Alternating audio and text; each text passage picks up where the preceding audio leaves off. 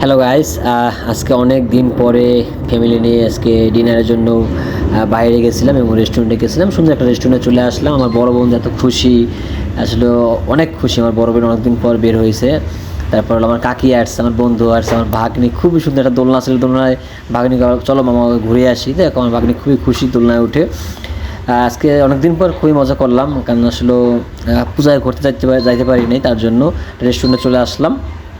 যাই হোক, খাবারটা খুবই সুস্বাদু ছিল এবং আমার খুব ভালো লাগছে খাবারটা, এবং আমার প্রিয় একটা খাবার ছিল। এবং সবচেয়ে ভালো লাগছিল আমার যে আচারটা ছিল, আচারটা খুব টেস্টি একটা আচার ছিল, মানে খুবই টেস্টি।